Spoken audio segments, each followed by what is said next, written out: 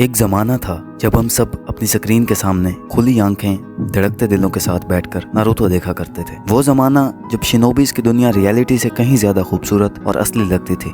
हम सिर्फ एक एनिमे नहीं देख रहे थे, we were witnessing history unfold. और आज हम उसी हिस्ट्री में होने वाले 5 सबसे लेजेंडरी बैटल्स को रैंक करने वाले हैं। वो बैटल्स जो सिर्फ लड़ाई ही नहीं बल्कि एक कहानी और इमोशंस थे जो हमेशा हमारे साथ रहेंगे।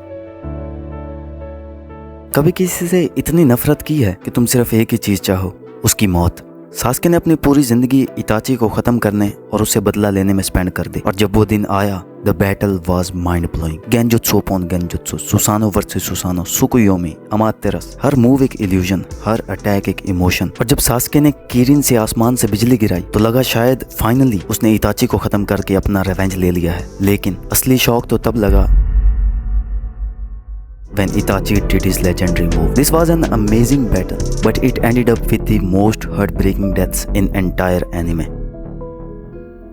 पेन, एक बंदा जो शिनोबी वर्ल्ड की दुख भरी रियलिटी का सबसे बड़ा प्रूफ था, और दूसरी तरफ नारुतो जो दुनिया का सबसे बड़ा ड्रीम देख रहा था। गांव तबाह, जिराया शहीद और नारुतो का गुस्सा लिमिट क्रॉस।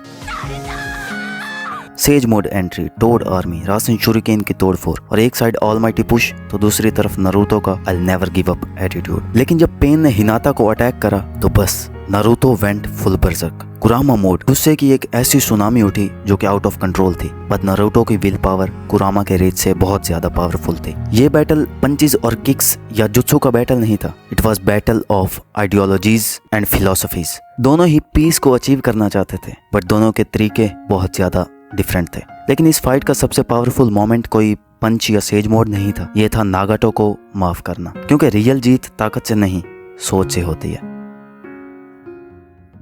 मादरा जो बीजू बॉम्ब्स को बिना हिले झेल रहा था, उस बंदे का एक पल के लिए कॉन्फिडेंस हिल गया, क्योंकि सामने कोई शारिंगन या सेज मोड यूजर नहीं था। सामने था बस एक ऐसा बंदा जो मेहनत की मिसाल था, माइट गाय। और जब उसने 8th गेट ओपन किया, हवा जलने लगी, टाइम स्लो हो गया, और self claimed God Madara Uchiha declared him the strongest. इस फाइट के बाद पता चला कि पुशअप्स और प्रोटीन शेक्स का बहुत ज्यादा फायदा होता है।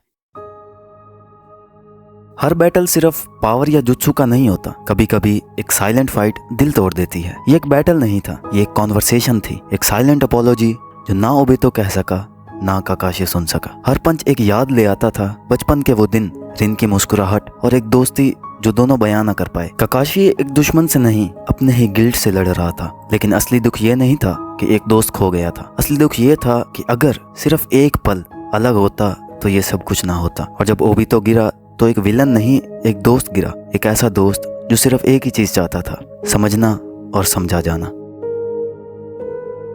काकाशी और ओबितो की लड़ाई खत्म हो चुकी थी, लेकिन एक और दोस्ती थी जो अपने आखिरी मोड़ तक पहुंच चुकी थी।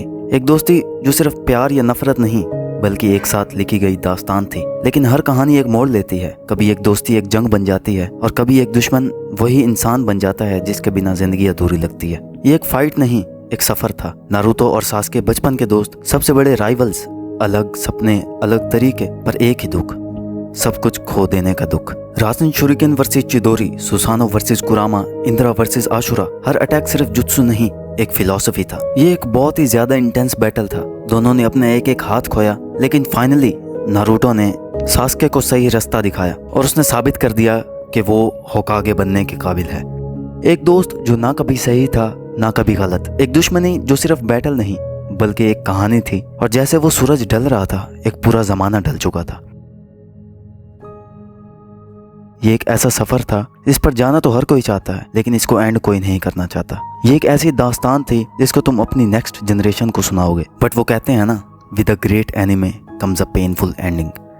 और आज इस सफर को वापस जीने के बाद ऐसा लग रहा है जैसे हमने अपनी जिंदगी का एक बहुत बड़ा हिस्सा कहीं पास्ट में छोड़ दिया हो, या शायद एक ऐसा हिस्सा जो हमेशा हमारे दिलों में रहेगा। लेकिन दोस्तों, कहानियां खत्म नहीं होती, सिर्फ नए मोड़ लेती हैं। अगर तुम भी उस खालीपन को महसूस कर रहे हो, वो फीलिंग जो कहती है कि कुछ इंपॉर्टेंट खत्म हो गया है, तो मेरे चैनल पर एक और वीडियो है, हो सकता है वहां तुम्हें फिर से कोई ऐसी स्टोरी मिल जाए जो तुम्हारे दिल के एक और खाली कोने को भर दे।